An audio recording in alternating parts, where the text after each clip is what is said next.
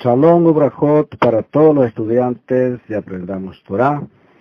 Soy el Morí David Osorio y este es un saludo muy especial. Para todos aquellos talmidín que también están cumpliendo con su tarea, pues debo de recordarles que ahora tenemos la parashá número 50 titulada Kitabo y nosotros vamos a considerar muchas lecciones, pero debo de recordarles que solo nos quedan 4 parashot para culminar el programa anual de 54 parashot. Después de estas 54 se celebra una fiesta llamada Simchat Torah, donde le damos gracias al Eterno y celebramos a lo grande por haber terminado un ciclo, pero no es una graduación, sino nada más un reconocimiento que Hashem ya nos permitió cerrar un círculo. Yo sé que algunos estudiantes acá comenzaron a estudiar conmigo de ahí por el Sefer de Bereshit, y otros se agregaron ya en el Sefer de Shemot, otros en Vayikra y otros también en Bamidbar e inclusive otros hasta en Devarim, este último. Pero vamos a celebrarlo también porque todo estudiante de Torah, todo israelita, todo Yahudín que está entre las naciones y el que está también allá en Eretz Israel, también ellos celebran esta magnífica fiesta titulada Simchat Torah, que quiere decir la alegría de la Torah. Entramos entonces rápidamente a los comentarios, pues queremos procurar que nuestros audios sean pequeños, aunque es un trabajo muy difícil, lo vamos a intentar. Parashot número 50, titulada Kitabo. Nosotros vamos a encontrar las parashot, todas las parashot divididas en las 7 aliyah, como venimos diciendo. Entonces, cada aliyah es una subdivisión de la misma parashá. La palabra parashá es una palabra hebrea que quiere decir porción, refiriéndonos, claro, en el contexto del estudio de la Torá. Pero esta porción grande está dividida en otras 7 subdivisiones llamadas aliyah. Y vamos a encontrar la primera aliyah en el capítulo 26, versículo 1 al versículo 11. Ahí encontramos los temas como las leyes de los bikurim, o sea, las primicias. Luego también pasamos a la segunda aliyah, que la consideramos desde el capítulo 26, versículo 12 hasta el versículo 15. Ahí encontramos las leyes sobre los maserot o los diezmos. La tercera aliyah, comprendida desde el capítulo 26, versículo 15 hasta el versículo 19, ahí encontramos el tema de la recompensa por el cumplimiento de los mandamientos de Hashem. En la cuarta aliyah, contemplada desde el capítulo 27, versículo 1 hasta el versículo 10, ahí vamos a encontrar la construcción de un altar de piedra para Hashem. También encontramos cómo los hijos de Israel se convierten en una nación. Póngale mucha atención a esta aliyah porque ahí nos vamos a sentar un momento cuando vengamos comentando cada aliyah. En la quinta aliyah encontramos en el capítulo 27, versículo 11, hasta el capítulo 28, versículo 6, encontramos el tema de los montes de Gerizim y Ebal, la maldición por la idolatría, la maldición por la falta de respeto a los padres, la maldición por mover los límites de los inmuebles, o sea, de las propiedades. También encontramos la maldición por poner un obstáculo delante de la persona que es ciega. También encontramos la maldición por pervertir la justicia. También la maldición por mantener detenidas o mantener prácticamente determinadas relaciones sexuales prohibidas. También vamos a encontrar la maldición por golpear al prójimo y también la maldición por el soborno. Luego también la maldición por no cumplir con la Torá. Y también vamos a encontrar las bendiciones por seguir el camino de Hashem. En la sexta aliyah, comprendida desde el capítulo 28, versículo 7 hasta el versículo 69, ahí vamos a encontrar los temas como otras bendiciones por seguir el buen camino. También vamos a encontrar el mal que caerá sobre el pueblo por los pecados que cometan. También encontramos el tema el pacto de Horeb, o en hebreo es Joreb. Luego también vamos a encontrar en la séptima aliyah, comprendida desde el capítulo 29, versículo 1 hasta el versículo 8, que es nuestro último texto de esta parashá. Allí encontramos el tema de la guía de Hashem durante los 40 años en el desierto. Así lo vamos a considerar de una manera general para que usted vea todo lo que contiene esta parashá, aunque ya lo he dicho muchas veces, no podríamos comentarlos todos, porque esto sería prácticamente quedarnos en la superficie. Debemos nosotros escoger temas especiales, 2 o 3 temas para profundizar en ellos, con la esperanza de que el otro año vamos a tratar otros temas. Sin embargo, siempre habrá una reseña general para cada aliyah. Y nos introducimos rápidamente entonces a los comentarios. Y debemos de considerar que en esta sexta aliyah, prácticamente comentándola de una manera retrospectiva, prácticamente en nuestra parashá encontramos lo que comúnmente se conoce como el nombre de Tojeja, o sea, reprimenda.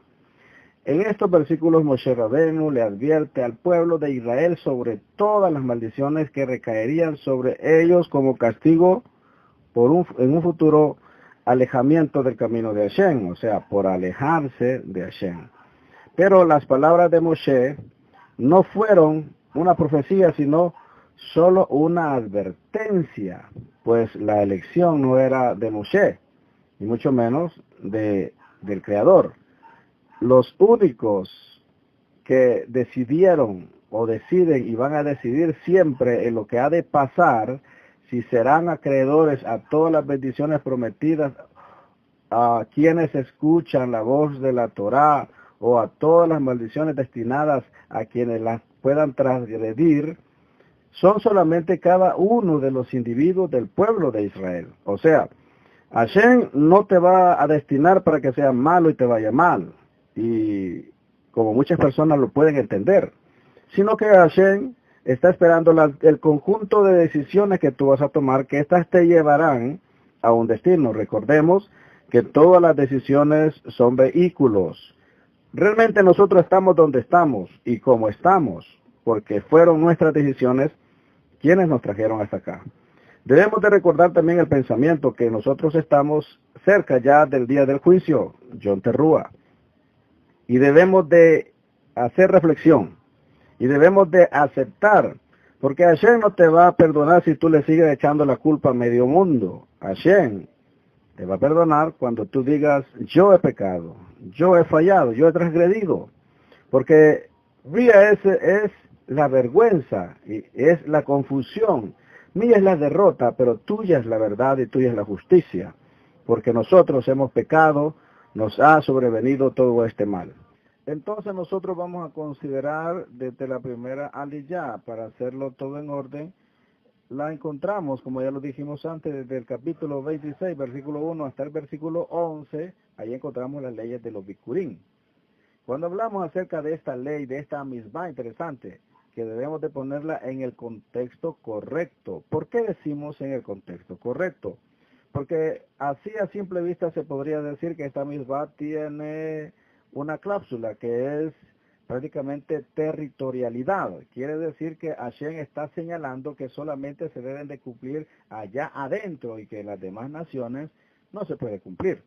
Pero si nosotros le damos una mirada más de cerca al contexto histórico de esta misma, nos damos cuenta que Hashem no estaba diciendo solo en Israel, solo dentro de Israel tienes que cumplirla, sino más bien la vas a cumplir estrictamente allí, porque aquí afuera no puedes. ¿Pero por qué no puedes? Aunque quieras no puedes. ¿Pero por qué no puedes? Recordemos que las primicias se iban a dar de todos los frutos que ellos recogieran de aquella tierra. Pero si estaban en el desierto, no habían esta clase de árboles. No existían los viñedos allí en el desierto, en Bamidbar. No estaban los olivares. No estaban tampoco los manzanos, los granados. No estaban ahí, estaban esperando en Eretz Israel. Y Hashem le dice, cuando entres, que quiere decir Kitabó, que es el tema de nuestra parashá, cuando entre, pero no porque solo allá adentro se debe de hacer esto. Recordemos que la Torá fue dada para todo ser humano, fue ofrecida a todas las naciones, pero solamente el pueblo de Israel tuvo el amor, la determinación para aceptar el compromiso y que así él recibiera la Torá como una ketubá, como un documento de compromiso de matrimonio con Hashem. Entonces nos damos cuenta que las leyes de Bikurim eran de que cuando ellos entraran, recordemos que habían caminado en el desierto, todo era sobrenatural, protección sobrenatural, las columnas de fuego en la noche para calentarles y librarlos, protegerlos de los animales, de los depredadores. En el día las columnas de humo, las columnas de nube que estaban ahí haciendo sombra y aplacando aquel calor terrible durante el día, o sea, manteniendo la temperatura. Entonces ahora van a pasar a otra etapa, van a pasar a Eretz Israel. Recordemos que allí en Bamidbar, ahí en el desierto, en su trayectoria por el desierto, ellos todos lo tenían de una manera sobrenatural, inclusive hasta el vestuario. El vestuario de ellos era tan especial, como ya lo vimos anteriormente, una tela, un material tan especial, que a medida que el niño crecía, también la ropa crecía, el calzado también crecía. Por eso encontramos que el calzado no se te desgastó ni el pie se te inflamó. Que la tierra de Bamidbar, aunque era carente de muchas cosas, tampoco era como se nos había enseñado, esto ya lo vimos anteriormente, pero que Hashem lo llevó para mostrarle al pueblo que no solo de pan vivirá el hombre, para enseñarle que realmente no solamente trabajando y trabajando pueden comer, sino que todas las bendiciones dependen de Hashem. Recordemos entonces también en el contexto que venimos estudiando, que estos son prácticamente sermones que Moshe Rabbeinu le está dando al pueblo, ya que él sabe que va a partir pronto, él está aprovechando todos los días para hablar con el pueblo y darles cada día una enseñanza y recordarles toda la trayectoria. Por eso es conocido este Sefer de Devarim como prácticamente el resumen de la Torá, porque se está hablando de todos los otros Sefer.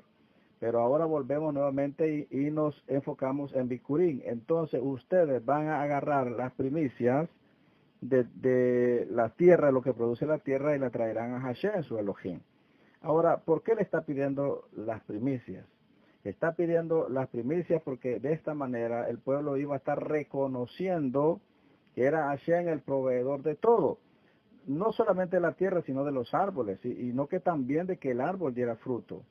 Pero hay algo más, que esta tierra tan especial de Eretz Israel es una tierra viva, es prácticamente un ser vivo, que guarda los mandamientos de Hashem, y que si una persona no los guarda, esta tierra los expulsa. Ahora, nosotros encontramos repetidas veces en la Torah esta advertencia, y por eso, para que alguien pueda vivir allá y encontrarse con todo el bien que Hashem ha prometido, debe de guardar Torah perfectamente, debe seguir las instrucciones de Hashem, las cuales no son gravosas, no son pesadas, sino que son para nuestro propio bien. Qué difícil es entonces apartarle las primicias a Hashem.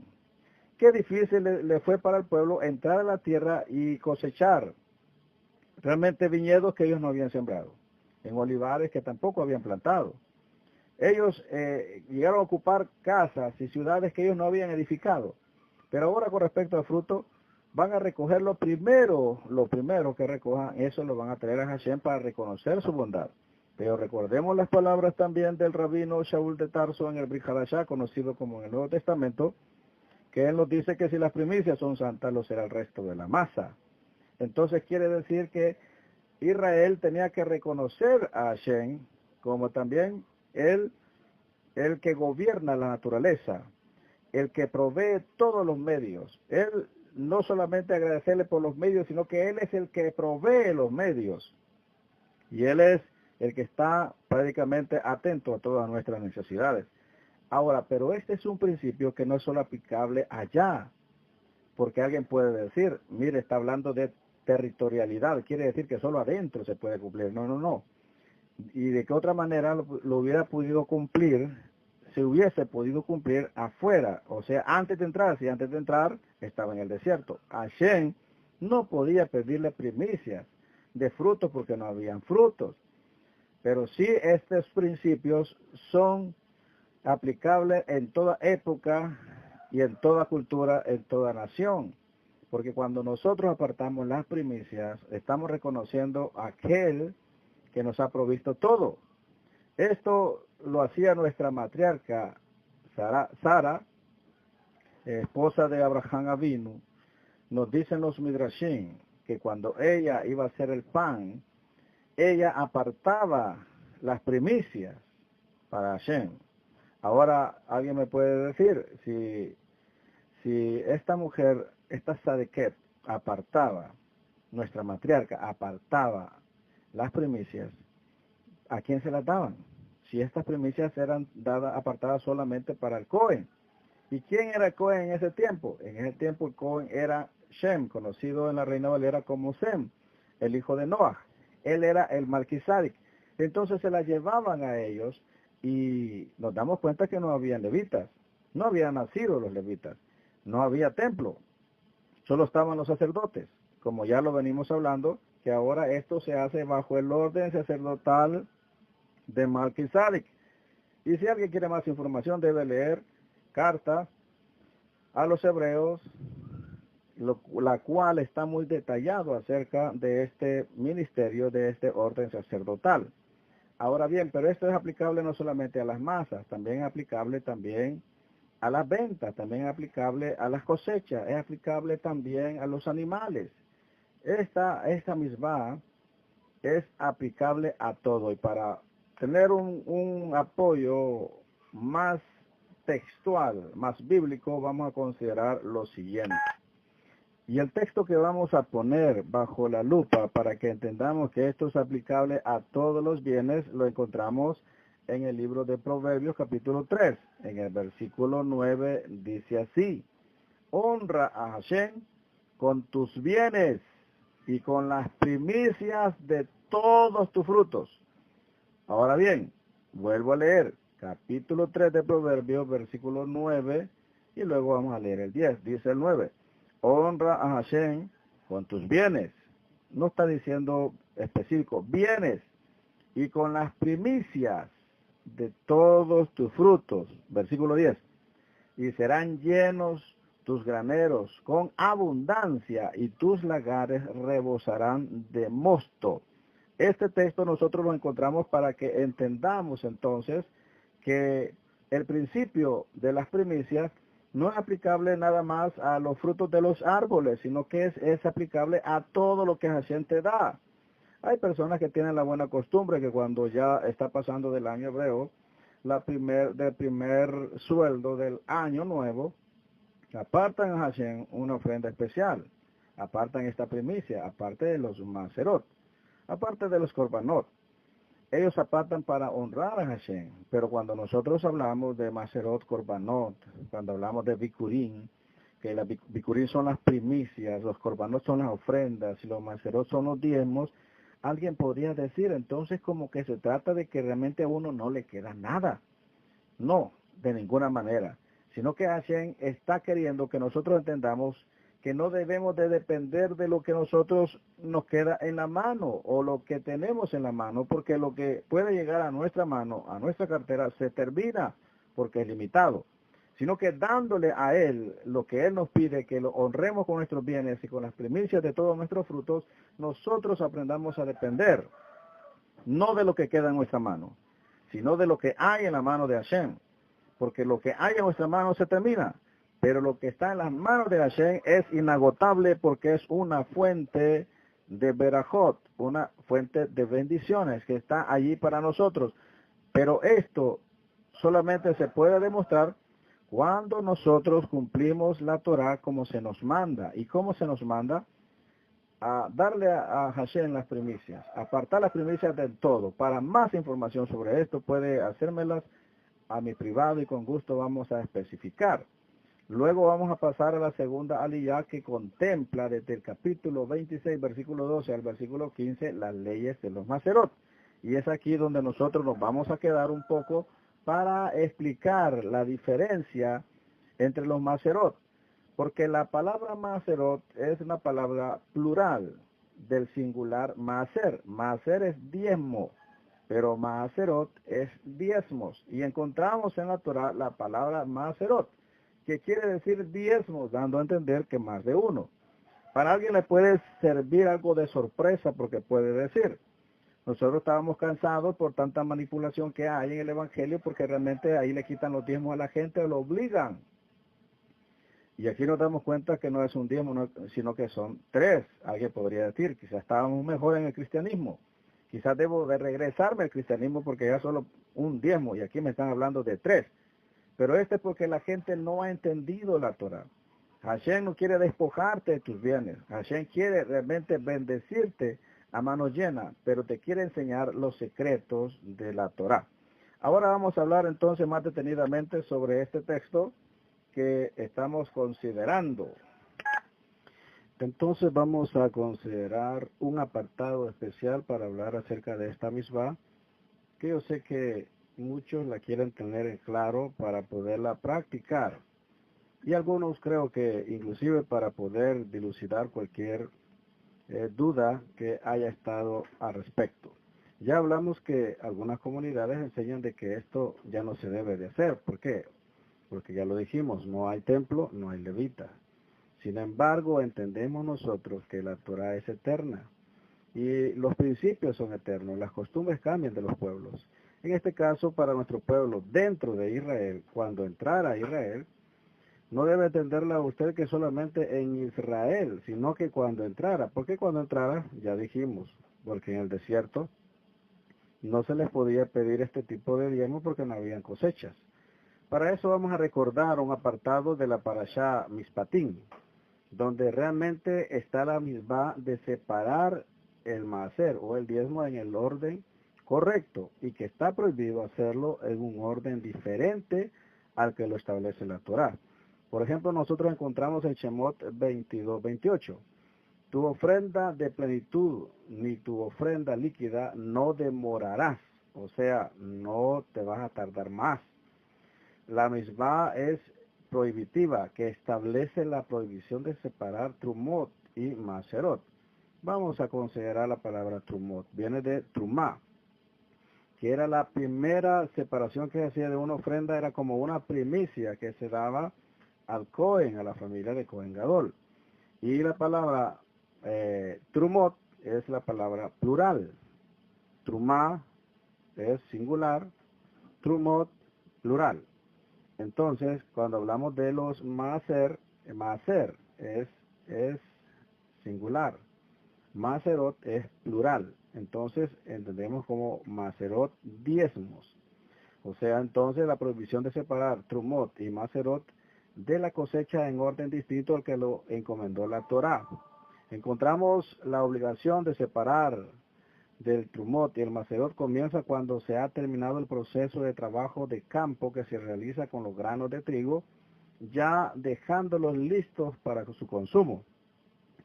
En ese estado, cuando todavía no se ha sacado el trumot ni el maserot, es considerado con un nombre muy especial todos estos granos, aunque ya están listos, pero no se ha sacado. Estas dos ofrendas se conoce con el nombre de Tevel, y está absolutamente prohibido el consumo de los granos en este estado, sino hasta que de ellos se pueda separar el trumot y el maserot, entonces quedarán listos, consagrados, para poderlos consumir. El orden que estableció la Torá de separación es primero la trumá gadolá, o sea, luego el maaser llamado maaser rishon. Quiero que usted entienda y no se confunda. El trumá o la trumá era la ofrenda que se llevaba al Cohen Gadol. Era la primera, era lo primerito, como por así decirlo, la primicia. Luego venía el maaser rishon. Este maaser rishon, llamado así porque es el primero, este se entregaba al levita, se entregaba prácticamente a los sacerdotes levitas. Y luego encontramos después del maaser rishon, finalmente separar el maaser que resta. usted podría preguntar.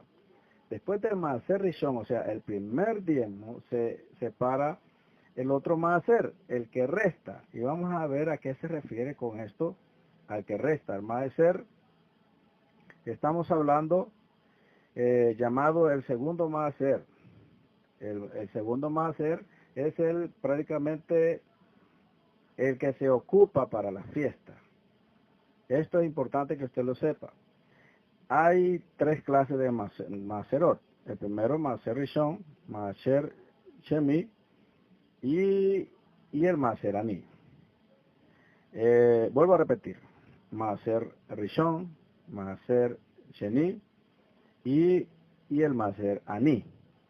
Entonces tenemos tres clases. El primer diezmo o Maaser Rishon se apartaba siempre después de cada cosecha. Pero antes de este Maaser se apartaba la Trumá, que era la porción para el Kohen Gadol. Ahora bien, después de sacar el Maaser Rishon, el primer diezmo, se procedía al segundo. Este segundo se podía intercalar dependiendo el año. Recordemos que los años ya están marcados cuando se debe sacar cierto Maaser y cuando no. Mucha gente, cuando no toma el contexto cultural, o más bien la revelación de la Torah, comete errores de interpretación como diciendo, se da cuenta que el diezmo hay que comerlo, no hay que entregárselo a nadie, hay que comérselo, porque aquí dice que hay que comerlo. Pero ya vamos a ver un poco más acerca de esto para que todas las dudas queden despejadas. Primero vamos a resumirlo así. El Maaser Rishon para los sacerdotes. La Trumá, que era antes del Maaser Rishon, era para la familia de Kohen Gadol. Pero luego de haber sacado el primero, se podía intercalar entre el segundo y el tercero. Porque el segundo, que es el Maaser Sheni, este Maaser es para gastárselo durante las fiestas. Y esto es importante que usted lo conozca. No se podía consumir en las ciudades. Esto tenía que ser llevado a Jerusalén y realmente consumirlo allá. Era prácticamente, por así decirlo, un fondo de ahorros. Era un fondo que estaba ahí para gastarlo durante las fiestas. Ahora, cuando nosotros nos salimos de esta desconfiguración que nos da la Torah, es imposible llevar la perfección, la misbah, de celebrar la fiesta de Hashem. Porque tiene mucha misbah cada fiesta, pero la misbah más importante de toda la fiesta para celebrarla como Hashem quiere es y te alegrarás delante de Hashem. Esta palabra te alegrarás delante de Hashem quiere decir que una persona iba a estar completamente alegre, feliz, sin problemas, sin tristeza, sin preocupación. ¿Pero por qué lo iba a hacer? Porque ella iba a agarrar el Maaser Sheni para gastárselo, comprando comida, comprando todo lo que iba a gastar en la fiesta. Y era una misma que tenía que gastárselo allí, pero este está hablando del Maaser Sheni. El segundo diezmo, no está hablando del Maaser Rishon, que se le entregaba a los sacerdotes.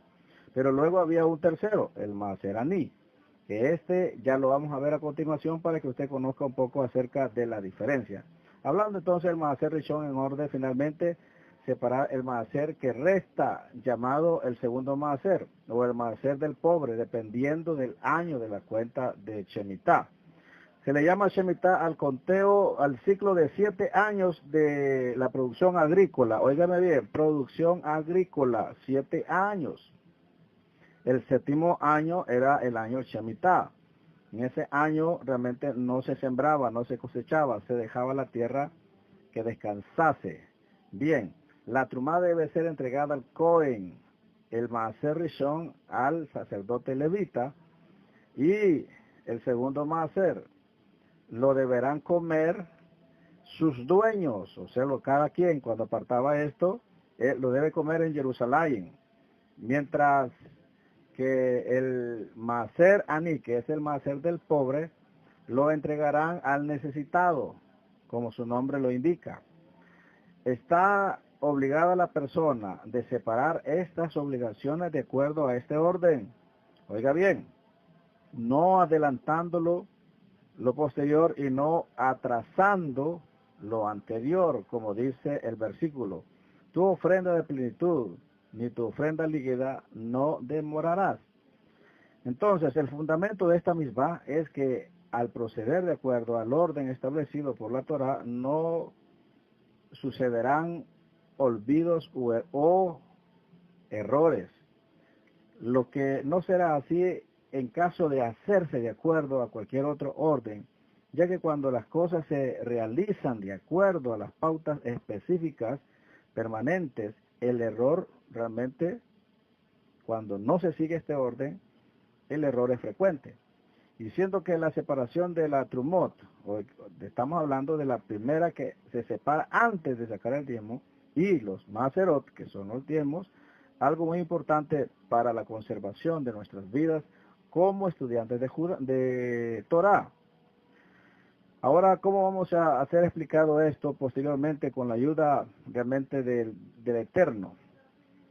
Vamos a ver, nos encomendó Hashem, el bendito sea, a cuidarnos mucho en esto, para que no se presente nunca un error en los cálculos de separación.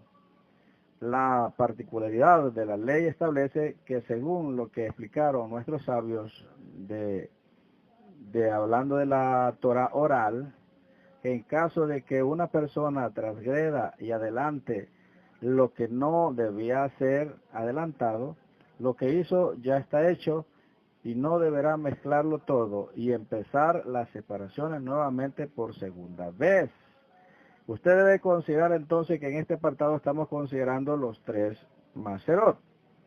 El primero, vuelvo a repetir, Maser Rishon, esto se entrega al Cohen. Luego está Maser Sheni, que este es un fondo para gastarlo en la fiesta. Por eso Hashem les dice, y te lo vas a comer allá, te lo vas a comer delante de Hashem y te alegrarás. Pero luego habla de otro Maser que dice, te lo comerás en tus ciudades. Y otro que dice, y lo sacarás y lo darás a la viuda, al huérfano, al extranjero y al levita que habitará en medio de ti. Entonces la gente se confunde porque no entiende que son tres. El primero es para el Cohen, para los levitas. El segundo es un fondo para gastarlo durante la fiesta. El tercero es para los pobres, es para la viuda, huérfanos, los extranjeros y los levitas que estén viviendo en medio de nosotros. Bueno, pero alguien podría decir, pero está hablando de allá de Israel. Claro, está hablando de allá de Israel y está hablando del ciclo agrícola. Pero ahora nosotros vamos a considerar también el principio de la administración basado en esta misma que estamos considerando.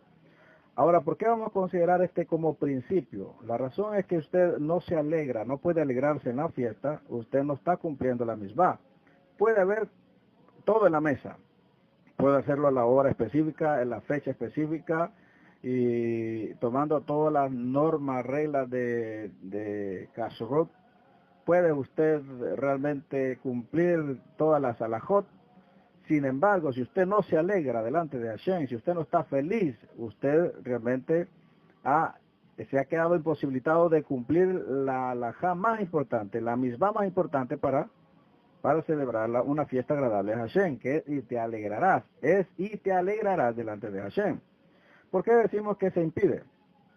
¿Cómo te vas a alegrar si prestaste para comprar las cosas para la fiesta? ¿Cómo te vas a alegrar si te gastaste lo único que tenías y después de la fiesta te quedarás sin nada? Tal vez puedes pretender alegrarte y decir que por fe el Eterno te va a dar y te vas a gastar todo. Pero esa no es la alegría que Hashem busca. Hashem quiere que tú busques una alegría, que vas a comer bien, vas a ser feliz, vas a hacer tus ofrendas delante de Hashem y sabes que cuando termine la fiesta, eso no te afectará en nada porque tú has cumplido un principio de administración.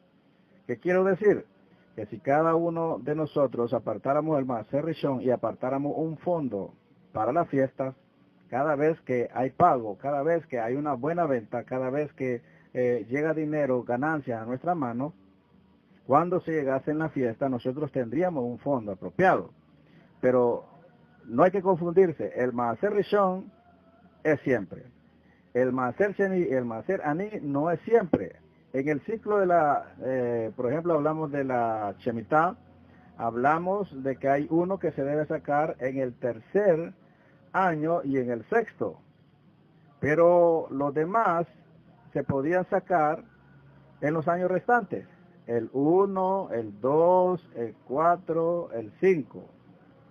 Ahí se podía sacar el Maaser Rishon y el Maaser Sheni. Pero el Maaser Rishon y el Maaser Ani, específicamente hablando del Maaser Ani, se podía sacar realmente en el año tercero, en el año sexto del ciclo agrícola. Ahora, pero no solamente este Maaser, sino que también junto con el Maaser Rishon, exceptuando que en estos años no se sacaba el Maaser Sheni, como una, por así decirlo, una regla de distribución. Ahora, nosotros, ¿cómo lo podríamos hacer? Nosotros no lo podríamos hacer en este mismo orden porque no todos cultivamos y no todos dependemos de la agricultura. Pero sí podríamos hacer de un pago o de una venta o de un ingreso de bendición, de ganancias. Yo aparto el Maaser Rishon y aparto un Maaser, ya sea el Maaser Sheni o el Maaser Ani. Luego de otra, cuando venga el otro pago, o la otra quincena, la otra semana, o el otro contrato, el otro pago por algún trabajo, usted puede intercalar, puede sacar siempre el Maaser Rishon, y ahora, si antes sacó el Maaser Sheni, ahora puede sacar el Maaser Ani. Tener un fondo para ayudarle a los pobres, a los necesitados. Y cuando se da esta ayuda, uno debe ser franco y decirle a la gente, no me agradezca a mí porque este dinero no es mío, es de Hashem. Y Hashem lo tiene para usted, yo solo lo administro. Agradézcale a Hashem. Porque si no vamos a caer en el error de que estamos robándole la gloria a Hashem. Cuando la gente al recibir este tipo de ayuda le dé gracias a usted y se sienta muy comprometido con usted, usted debe aclararle, es un dinero de Hashem.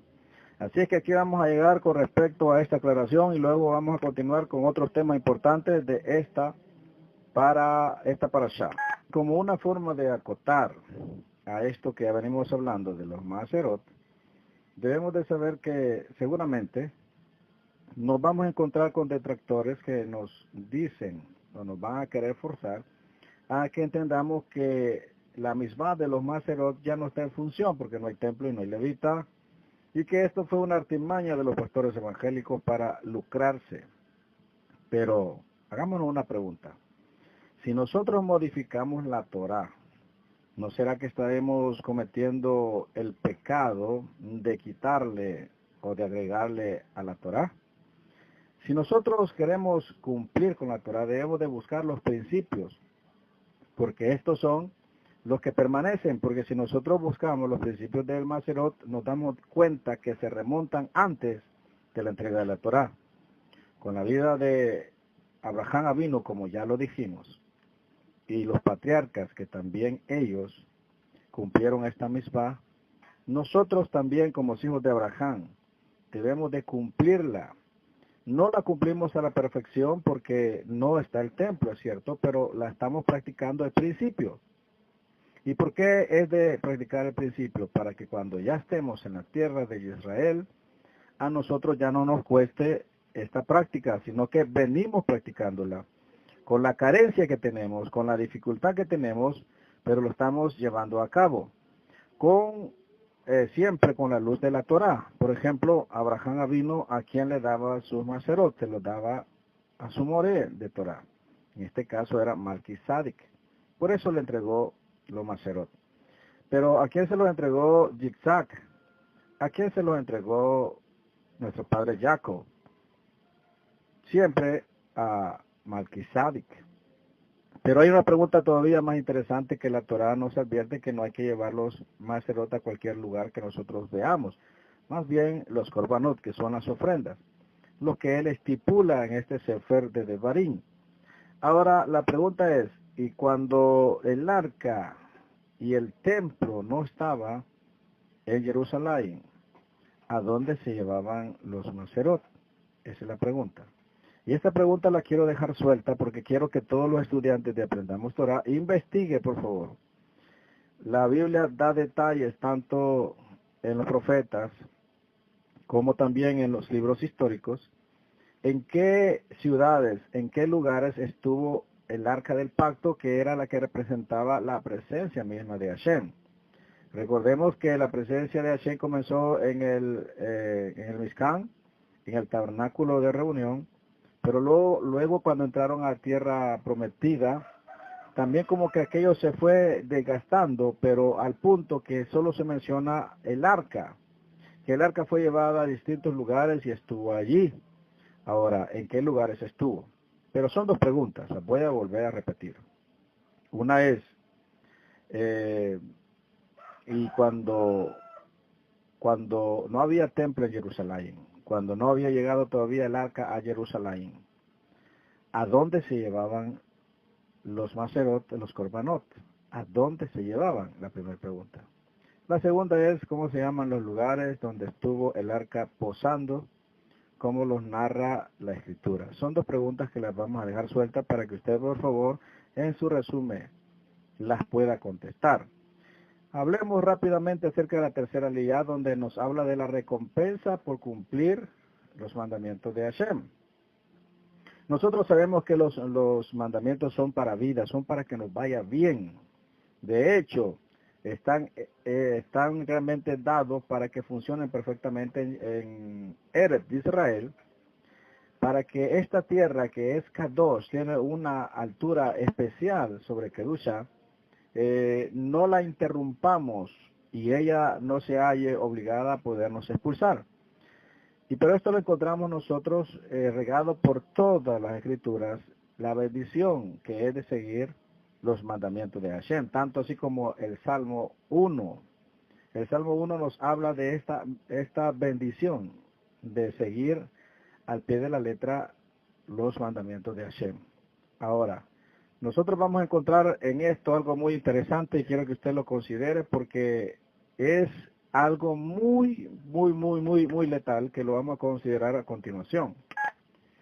Al considerar la lectura de esta aliyá nos vamos a sorprender mucho, debido a que vamos a conocer la bendición de guardar todos los misbot, pero inclusive vamos a considerar la necesidad indispensable de hacerlo para ser un pueblo de Hashem.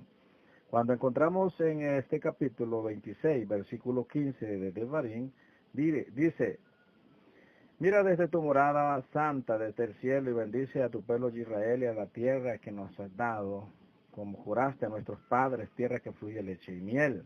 Hashem tu Elohim te manda hoy que cumplas estos estatutos y decretos. Cuida pues de ponerlos por obra con todo tu corazón y con toda tu alma. Pero dice algo más.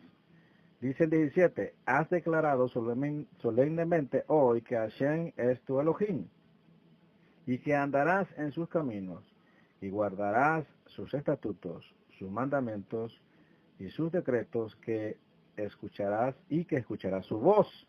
Dice el 18, oiga bien que esta es la clave del 18, y Hashem ha declarado hoy, no ayer, no el año pasado, no hace 40 años, no, hoy, que tú eres pueblo suyo, de su exclusiva posesión, como te lo ha prometido, para que guardes todos sus mandamientos, a fin de exaltarte sobre todas las naciones que hizo, para loor y fama y gloria, y para que seas un pueblo santo a Hashem tu Elohim, como te ha dicho. Nosotros encontramos entonces acá en estos versículos que para decir que somos pueblo, primero tenemos que aceptar la Torah. De hecho, cuando usted revisa todo el Sefer, cuando revisa la Torah, allí encontramos los requisitos para tener una conversión kasher. Una conversión kasher, una verdadera conversión, no al judaísmo, sino a Hashem y a la Torah. Oiga bien, una verdadera conversión, primero debes de creerle, salir de Misraim, luego hacer tevilá, así como la primera generación, antes de los 40 años, hizo tevilá en el cruce del Yam Suf, conocido como el Mar Rojo, y luego esta nueva generación hizo también tevilá cuando cruzaron el río Jordán, o el río Yardén, como se pronuncia en hebreo, hicieron tevilá. Pero ahora encontramos también que cree en Hashem. Es el siguiente paso, creer en Hashem firmemente, comprometerse con Hashem. Comprometerse porque está escrito que Hashem le dice que tú has declarado que vas a andar en mis caminos y guardarás mis estatutos. O sea, comprometerse con Hashem seriamente. Y lo tercero que podríamos nombrar prácticamente también es abrazar la Torá. O sea, cuando las palabras salen de la Torá y dice, y Hashem ha declarado hoy que tú eres pueblo suyo, o sea, hoy te ha constituido como de su exclusiva posesión, como te lo ha prometido, quiere decir hoy, quiere decir que una persona si no acepta la Torá, o sea, la ley, si no acepta misbot, si no decide cumplirlo fielmente, todavía no es pueblo. Porque esta generación, aunque venía de los padres que caminaron delante de Hashem bajo la nube, y aunque eran hijos directamente de ellos, pero aún tenían que hacer su compromiso personalizado, no basarse en lo que sus padres le habían dicho, sino hacer un compromiso personal. Por eso ellos se comprometen, pero hay algo que todavía nos informa los Midrashim que es digno de mencionarlo. Se nos dice que cuando Moshe Rabbeinu estaba entregando la Torá, el Sefer Torá, a los Levín, o sea, a los levitas, todas las demás tribus exclamaron y reclamaron y dijeron, ¿por qué solo a ellos? ¿Y nosotros? ¿Nosotros por qué no nos das un Sefer Torá? Entonces dice, nos informa nuestros sabios que Moshe Rabbeinu hizo uno para cada tribu. Pero se alegró, se puso feliz. Y cuando le contestó que por qué, es porque no lo habían pedido. No lo habían pedido. Recordemos que los Levín venían estudiando Torah, toda la historia de Israel, siempre sobresalían como gente que estudiaba Torah.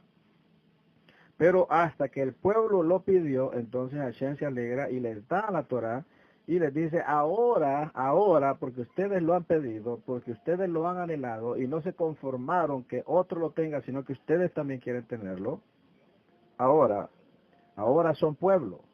Ahora son pueblo. Quiere decir que una persona sin Torah no es pueblo de Hashem, aunque así le han dicho que es un pueblo aquí, un pueblo allá.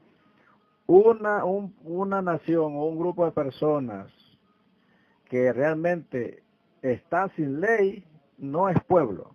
Y lo declaramos nosotros porque aquí sí lo dice en la Torá. Capítulo 26, versículo 18 de Deuteronomio dice, y Hashem ha declarado hoy que tú eres pueblo suyo, de su exclusiva posesión. Quiere decir ahora porque te has comprometido, ahora porque has aceptado, porque has decidido a seguir mis ordenanzas, ahora sí ya eres pueblo.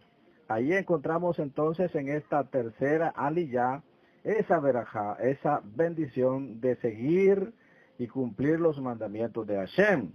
Quiere decir entonces que una persona que no cumple misbot, mucho puede decir que ama a Hashem, pero si no cumple misbot no es pueblo. De hecho, nuestro santo maestro, Yeshua, Hamashiach, nuestro Rebe, nuestro Salvador, nuestro amado, él dejó escrito, si me amáis, guardad mis mandamientos.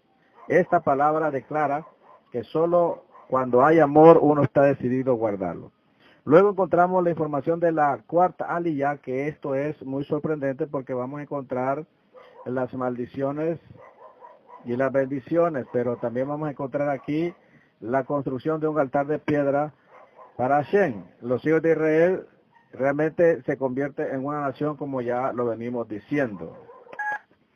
Y podemos nosotros acotar entonces acerca de la cuarta aliyá, donde se habla de la construcción de un altar de piedra para Hashem, donde Israel tenía que escribir toda la Torah en las piedras, y ahí donde los hijos de Israel se convierten en una nación. La pregunta es, ¿existirá una nación que sea sostenible en el tiempo y que no tenga leyes? ¿Habrá un reino o una nación que no tenga leyes? Entonces, esta pregunta es obvia que no, pero entonces viene la segunda pregunta. ¿Por qué entonces hay un pueblo que dice que no tiene leyes? ¿Por qué supuestamente hay un pueblo que vive en la gracia y que no tiene obligación de cumplir ninguna ley, sino que todo es por gracia. ¿Qué pasaría en un reino donde todas las cosas serían por gracia y nadie tendría ninguna obligación? Espero también poder tener la respuesta en el resumen que usted ha de subir en esta tarea de esta parashá. Luego, pasemos rápidamente a la quinta liyá porque realmente se nos está agotando el tiempo. La encontramos desde el capítulo 27, versículo 11, hasta el capítulo 28, versículo 6, encontramos cuando las tribus son puestas, 6 tribus en el monte Gerizim y 6 tribus en el monte Ebal. Aquí hay algo interesante que usted debe saberlo para tener contexto correcto. 6 tribus en un lado, 6 tribus en otra, y los levitas en medio. Entonces la pregunta es, bueno, entonces ¿cuántas tribus son? ¿Son 12 o son 13? Porque si hay 6 en cada monte, ¿por qué está Leví en medio? Y la respuesta es que a través de los hijos de Joseph, cuando estamos hablando de Efraín y la media tribu de Menashe, son estas tribus también que fueron adoptadas porque nuestro padre Jacob le dijo a Joseph que los tomaba como hijos suyos a estos 2 nietos para que formaran parte como los 12 patriarcas. Bien, pero cuando encontramos entonces que aquí se declaran las maldiciones, póngale atención que esto es muy interesante. La maldición por la idolatría. La maldición por la falta de respeto a los padres. Y aquí hay que quedarnos un poco porque la maldición por la idolatría se puede entender fácilmente y se identifica fácilmente. Pero la maldición por la falta de respeto a los padres, esto cuesta. Ahora una pregunta, ¿por qué esta parashá? De hecho, cada año previo a Yom Kippur, previo inclusive la fiesta que ya se aproxima, que es Yom Teruah o Rosh Hashanah, siempre se lee esta parashá. Y cuando se lee esta parashá se tocan nuevamente estas maldiciones. Estas maldiciones que la palabra hebrea es Aor. Ahora óigame bien. La maldición por la falta de respeto a los padres. Este es un pecado que está matando a la juventud de nuestro tiempo. Esta generación se está muriendo joven por falta de respeto a los padres. Ya hemos hablado algunas cosas, algunos tópicos, algunos tips para que usted pueda practicar esta misma de no faltarle respeto a los padres, de no decepcionar a los padres. Recuerde que vamos para el día del juicio, vamos para Yom Kippur, y esta misma es la que más frecuentemente es la que causa que muchos jóvenes mueran o muchos jóvenes lleguen al fracaso. Ahora, recordando las enseñanzas, que hay que respetarlos, hay que honrarlos. El que ya tiene su hogar hay que estar pendiente de los padres. Eso es algo muy importante para cumplir esta misbah. Que los padres todavía tienen autoridad aunque el hijo se case, aunque el hijo tenga hijos y tenga nietos, el padre siempre va a tener autoridad sobre él porque es una forma de honrarles. Pero además de eso, sostenerles, pero el respeto exactamente. Cuando su padre llegue a su casa de visita, usted salga hasta afuera a recibirlo. Salga a recibirlo no como si fuera, sino como realmente es. No como si fuera una gran personalidad, sino que ellos son una gran personalidad, son sus padres, son reyes. Salga a recibirlo, salga con sus hijos, con sus nietos, con lo que tenga, sus parientes, y salga a recibirlo y déle en su casa el mejor lugar, el mejor asiento, y sírvale delante de sus hijos para que usted pueda enseñar esa misma importante también a los suyos. Todo esto nosotros lo podemos repasar. Lo podemos repasar y lo vamos a considerar un poquito más a continuación. Vamos a dejarlo entonces por la falta de tiempo acá. Tenemos otros consejos, como por ejemplo, busque una silla especial para sus padres. Y la madre tiene que estar lista para que, aunque no esté el padre en casa, recordarle a sus hijos que en esa silla no se puede sentar. Recuerde que nuestro sabio nos aconseja que inclusive está prohibido corregir a su padre en público. O inclusive quererle dar fuerza a las palabras de su padre, como por ejemplo cuando su padre está diciendo algo y que un hijo le diga, papá, estoy de acuerdo con lo que tú dices, es una falta de respeto. Porque las palabras del padre están por encima de los hijos. Y al decir esto es como queriendo decir, en esto sí estoy de acuerdo, pero en lo demás no. Son como prácticamente tips que usted debe de considerar con respecto al cumplimiento de esta misma. Ahí encontramos la maldición también por poner un obstáculo delante de los ciegos. O sea, no valerse de las, por así decirlo, de la indeficiencia que pueda tener alguna otra persona o prácticamente de aquellas personas que son especiales. Usted debe ser considerado con ello y no burlarse como muchas personas que ponen tropiezos. Esto también trasciende a lo espiritual. Usted no debe de dar un mal consejo, una mala dirección a una persona para que después caiga en un problema, porque esto también es aplicable. Recuerde que es una maldición y recuerde que ya vamos para Yom Teruah, el día del juicio, y todo esto va a contar. También encontramos la maldición por pervertir la justicia, o sea, que usted la tuerza a su antojo para salir siempre ganancioso. También encontramos la maldición por mantener determinadas relaciones prohibidas. Recordemos que está prohibido el adulterio, la fornicación, tener relaciones con su madrastra, con su media hermana, está prohibido todo. Ahí está la descripción como usted lo puede entender más prácticamente. También encontramos la maldición de golpear al prójimo. Está prohibido golpear al prójimo y es una misma que cuenta para Yom Teruah. De hecho, la Torah tiene leyes específicas cómo se debe arreglar esto. También encontramos la maldición por el soborno, que está malo pervertir la justicia a través de esto. La maldición por no cumplir con la Torah. Y también encontramos las bendiciones por seguir el camino de Hashem. En la sexta aliyá, nosotros encontramos otras bendiciones por seguir el buen camino. También el mal que recaerá sobre el pueblo por los pecados que cometa. Y encontramos también el pacto de Horeb, del monte Horeb. En la séptima aliyá encontramos la guía de Hashem durante los 40 años en el desierto. Hasta aquí vamos a llegar con un panorama general, asentando algunos puntos, como ya lo dije anterior, para que usted los considere. Creo que usted puede analizar, sacar apuntes y contestar las preguntas que también quedaron sueltas para que le cuente como tarea. Así es que hasta aquí vamos a llegar con el comentario. Le agradezco por estar conmigo ya en la Parashá número 50. Recordemos, solo faltan 4, que ya pronto viene Rosh Hashanah, y luego después, 10 días después, viene Yom Kippur, 2 hermosas fiestas que después seguirán con otras fiestas también muy especiales. Así es que, amados estudiantes, Talmidín de Yeshua, esfuércese cada uno y cumpla su tarea, porque ahí están los regalos esperándoles a usted. Así es que, Shalom Ubrajot Lekulan.